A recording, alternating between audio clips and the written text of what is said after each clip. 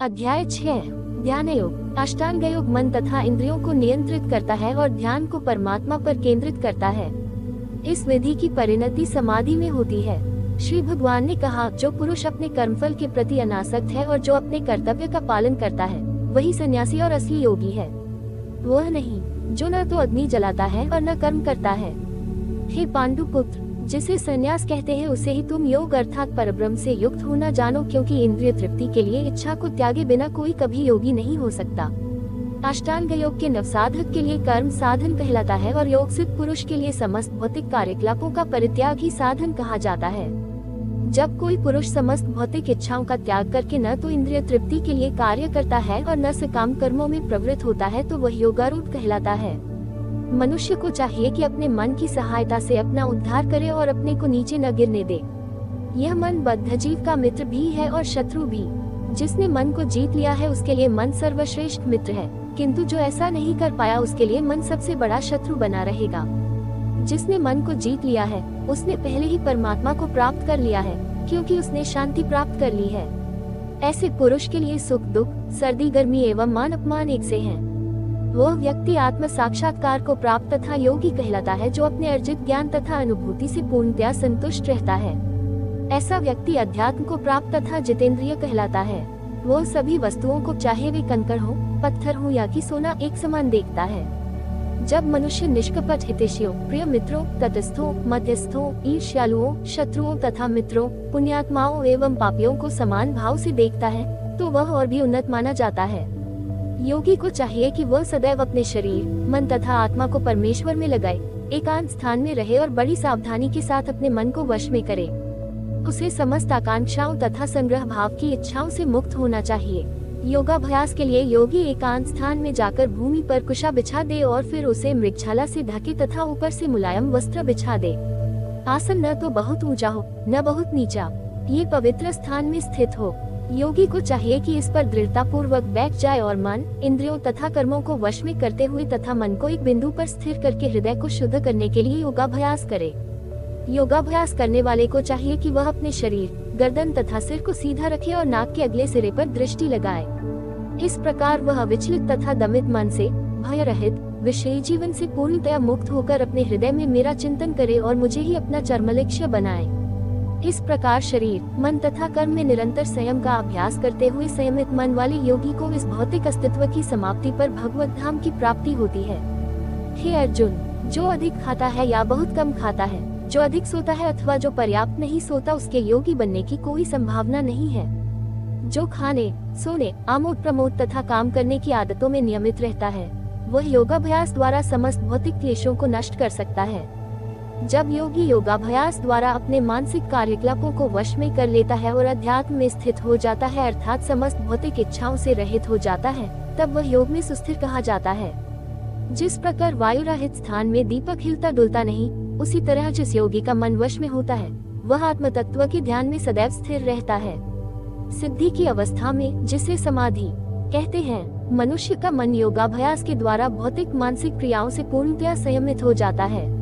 इस सिद्धि की विशेषता यह है कि मनुष्य शुद्ध मन से अपने को देख सकता है और अपने आप में आनंद उठा सकता है।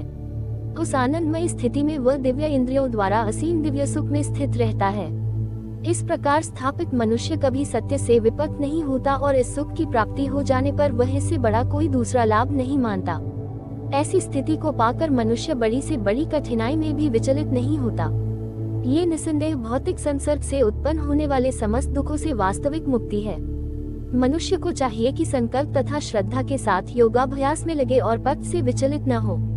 उसे चाहिए कि मनोधर्म से उत्पन्न समस्त इच्छाओं को निरपवाद रूप से त्याग दे और इस प्रकार मन के द्वारा सभी ओर से इंद्रियों को वश में करे। धीरे धीरे, क्रमशः पूर्ण विश्वास पूर्वक बुद्धि के द्वारा समाधि में स्थित होना चाहिए और इस प्रकार मन को आत्मा में ही स्थित करना चाहिए तथा अन्य कुछ भी नहीं सोचना चाहिए। मन अपनी चंचलता तथा अस्थिरता के कारण जहाँ कहीं भी विचरण करता हो, मनुष्य को चाहिए कि उसे वहाँ से खींचे और अपने वश में लाए। जिस योगी का मन मुझ में स्थिर रहता है, वह निश्चय ही दिव्य सुख की सर्वोच्च सिद्धि प्राप्त करता है। वह रजोगुण से परे हो जाता है। वह परमात्मा के साथ अपनी गुणात्मक एकता को समझता है और इस प्रकार अपने समस्त विगत कर्मों के फल से निवृत्त हो जाता है। इस प्रकार योगाभ्यास में निरंतर लगा रहकर आत्मसंयमी योगी समस्त भौतिक कल्मश से मुक्त हो जाता है और भगवान की दिव्य प्रेमा भक्ति में परम सुख प्राप्त करता है। वास्तविक योगी समस्त जीवों में मुझको तथा मुझ में समस्त जीवों को देखता है। निस्संदेह स्वरूप सिद्ध व्यक्ति मुझ परमेश्वर को सर्वत्र देखता है। जो मुझे सर्वत्र देखता है और सब कुछ मुझ में देखता है, उसके लिए न तो मैं कभी अदृश्य होता हूँ और न वह मेरे लिए अदृश्य होता है। जो योगी मुझे तथा परमात्मा को अभिन्न जानते हुए परमात्मा की भक्ति पूर्वक सेवा करता है, वह हर प्रकार से मुझ में सदैव स्थित रहता है।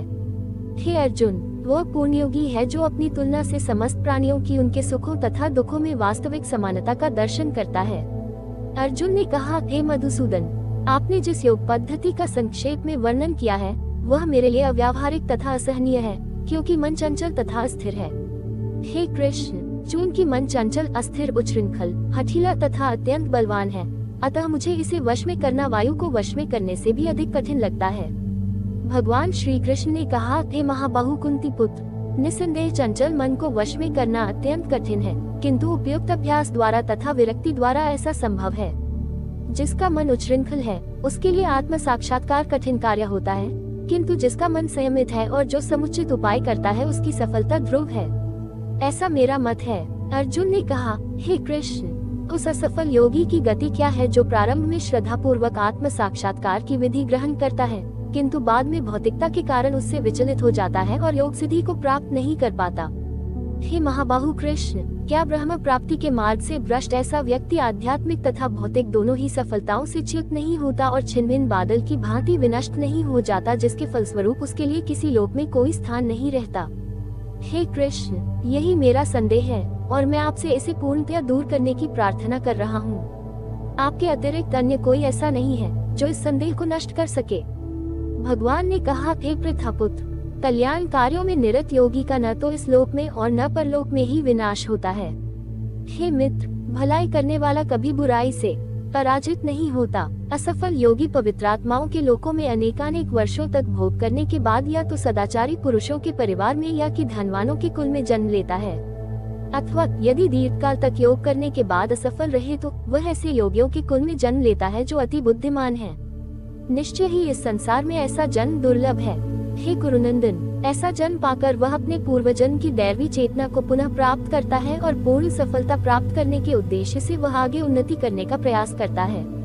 अपने पूर्वजन्म की दैवी चेतना से वह न चाहते हुए भी स्वतः योग के नियमों की ओर आकर्षित होता है।